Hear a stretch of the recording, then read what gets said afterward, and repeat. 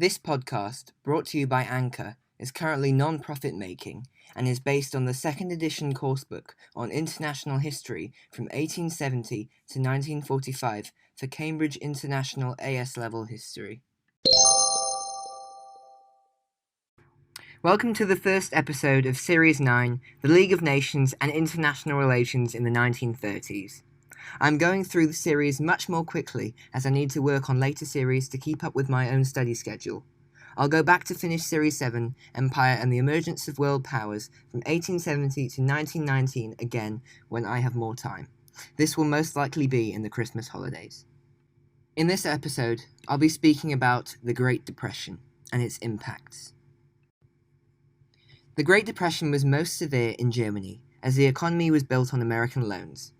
As companies shut down or downsized, making workers redundant, unemployment affected millions of working-class Germans. In fact, many lost their savings as banks folded.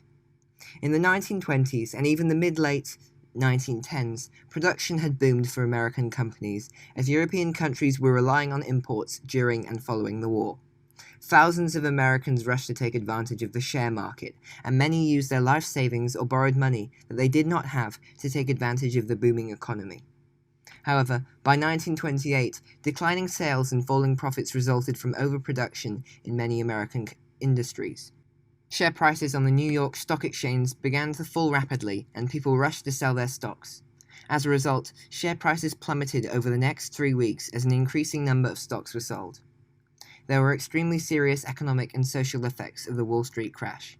From 1929 to 1932, American industrial production decreased 45%. While many companies went bankrupt or ceased trading, others that stayed in business released workers to cut costs. By 1932, 24% of American workers, which were 12 million people, were jobless. Let's zoom into the impact on Germany. To start off, Germany was too reliant on American loans, which had stabilized the Weimar economy since 1924. When these loans were recalled in late 1929, banks failed to provide money and credit to people who soon lost confidence in the banks. By the end of 1929, around 1.5 million Germans were unemployed. This figure had more than doubled after just 1 year. At the beginning of 1933, 26%, which was 6 million people, of the workforce were unemployed. Overall, millions faced famine as they could not afford and obtain food. As a result, thousands of children in Germany died from a lack of food and related diseases. There were a number of effects on industry. By the early 1930s, there was a significant reduction in the demand for industrial products. As a result, the US introduced tariff barriers to protect its own companies. Therefore, many German factories and industries either closed or downsized dramatically. This is because the US was the main importer of German goods. Due to the reduced demand, German industrial production had fallen to just 58% from 1928 by 1932.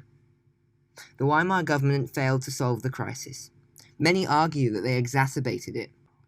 Heinrich Brüning, made Chancellor in March 1930, feared inflation and budget deficits more than unemployment. He decided to increase taxes, implemented wage cuts, and reduced spending in order to recover. Although his policies were rejected by the Reichstag, he had the support of President Hindenburg. Hindenburg issued Brüning's measures through Article 48, which meant that the president could declare a situation an emergency, and he used Article 48 to pass the new law without consulting the Reichstag. Brüning's efforts failed and likely worsened the impacts on Germany. The Nazis largely benefited from the Great Depression. Their popularity increased due to their proposals to solve the Great Depression. In the July 1932 elections, the Nazis won 230 seats. Hitler demanded to be made Chancellor, as the Nazi Party was the largest political party with 32% of the votes. This is the end of the podcast. Thank you for listening.